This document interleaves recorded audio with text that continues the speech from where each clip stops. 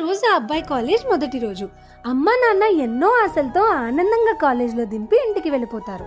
ఇక ఆ అబ్బాయి కూడా కొన్నాళ్ళు బాగానే చదువుకుంటాడు. సరదాగా అందరితో తిరుగుతూ ఉండేవాడు. కొంతకాలానికి సావాసం చెదిరింది. విచిత్రమైన ఫ్రెండ్స్తో ఫ్రెండ్షిప్ చేయడం మొదలుపెట్టాడు. వాళ్ళు ఇతనికి అన్ని అలవాట్లు చేశారు.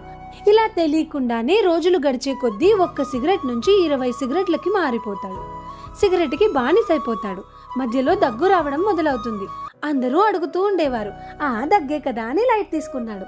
కొంతకాలానికి తేలిందేంటంటే ఇతనికి లంగ్ క్యాన్సర్. ఈ మాట విన్న వాళ్ళ అమ్మ నాన్న గుండె పగిలిపోయింది. ఎన్నో ఆశలతో కాలేజ్కి పంపిస్తే వీడు మాకు మిగిల్చింది ఇదా అని ఎంతో బాధపడతారు. వాళ్ళ అమ్మ ఇంటికి వెళ్ళి అతని చిన్నప్పుడు ఫోటో పట్టుకుని మళ్ళీ ఇలా అయిపోకన్నా అని ఎంతో ఏడుస్తుంది.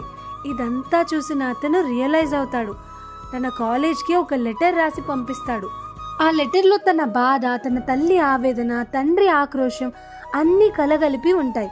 ఒక్క చిన్న సిగరెట్ స్ట్రెస్ తగ్గిస్తుందని కాల్చాను, కానీ నా జీవితమే స్ట్రెస్ఫుల్ అయిపోయింది.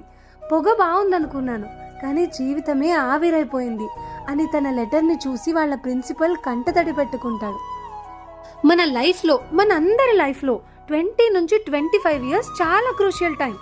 ఆ టైంని మనం ఎంత బాగా ఇన్వెస్ట్ చేసుకుంటే మన లైఫ్ అంత బాగుంటుంది. చేతులు కాలాక ఆకులు పట్టుకుని తర్వాత రిగ్రెట్ అయినా ఏం చేయలేము. ఇలాంటి టైంలో జీవితాన్ని ఎంత అందంగా మార్చుకోగలిగితే ఫ్యూచర్ అంత బాగుంటుంది. కాలేజ్ లైఫ్ని ఎంజాయ్ చేయాలి, అల్లరి చేయాలి, ఆడుకోవాలి, అన్నీ చేయాలి. కానీ ఏదైనా లిమిట్లోనే. దాని ముందు వెనక మన అమ్మ నాన్న పడిన కష్టం గుర్తు రావాలి. ఒక్కసారి ఆలోచించండి. కథ మీకు నచ్చిందా? జాగ్రత్త.